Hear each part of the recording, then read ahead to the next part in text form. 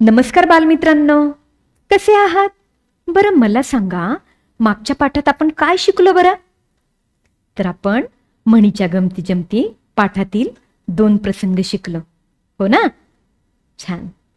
कालच्या पाठात आपण पळसाला पाणी 3च यावरील प्रसंग व नाचता येईना अंगण वाकडे यावर आधारित प्रसंग शिकलो. समजले ना सर्वांना? छान. तर मग मुलांनो, आज आपण म्हणीच्या गमती जमती पाठातील 3रा प्रसंग अभ्यासणार आहोत. चला तर मग पाहूयात. प्रसंग 3. रवी सकाळी लवकर सोपांच्या घरी आला. सोपांच्या घरातली म्हैस कालच व्याली होती, म्हणून खरवस खायला मिळेल असा रवीचा अंदाज होता. सोपान आणि त्याची चुलत भावंड नाश्ता करत होती. प्रत्येकाच्या वाटीतला खरवस पाहून रवीच्या तोंडाला पाणी सुटलं.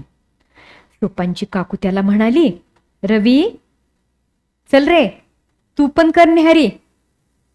नको नको काकू, मी खूप खाल्लंय. अरे पण गूळ घातलेला खरवस तर घेशील की नाही? नको, माझे दात दुखताय, रवी म्हणाला. खरवसाला कशाला लागतात रे दात? मला माहितीये तुला खरवस किती आवडतो ते. सोपान कालच म्हणाला होता की तू येणार आहेस म्हणून. उगाच ताकाला जाऊन भांड लपवू नये. चल, हात धुवून ये. काकू हसत म्हणाली, आता ताकाला जाऊन भांड लपवू नये? विद्यार्थी मित्रांनो, ताकाला जाऊन भांड लपवणं म्हणजे काय? तर ताकाला जाऊन भांड लपवणं म्हणजे एखादी गोष्ट हवी असते, पण ती सरळ न मागता अडवून मागणं. अशा खूप साऱ्या म्हणीचे अर्थ आपण पाहणार आहोत व त्या म्हणीचे अर्थ आपण जाणून घेणार आहोत. या 3 प्रसंगात येणाऱ्या म्हणीचा अर्थ आज आपण जाणून घेतला, हो ना? अशा अनेक म्हणी आहेत, जसे की आता पाहूया दुसरी म्हण कोणती आहे ते. क्रमांक 1, कामापुरता मामा ताकापुरती आजी. क्रमांक 2, अंथरून पाहून पाय पसरावेत. क्रमांक 3, गाढवाला गुळाची चव काय. क्रमांक 4, अति तेथे माती. क्रमांक 5, आपला हात जगन्नाथ. क्रमांक 6, पी हळद आणि हो गोरी. क्रमांक 7, आयत्या बिळात नागोबा. क्रमांक 8, 4 दिवस सासूचे 4 दिवस सुनेचे. क्रमांक 9, आईजीच्या जीवावर बाईजी उदार. क्रमांक 10, उंटावरचा शहाणा. क्रमांक 11, आपल्याच पोळीवर तूप ओढणे. क्रमांक 12, आंधळं दळतं कुत्रपीठ खातं. विद्यार्थी मित्रांनो, आत्ताच आपण खूप साऱ्या म्हणी पाहिल्या. मुलांनो, कधी कधी तुम्ही आजीच्या म्हणी ऐका. आजी सुद्धा बोलीभाषेत अनेक म्हणी वापरते. तिला त्या म्हणीचा अर्थ विचारा, तेव्हा तुम्हाला लक्षात येईल.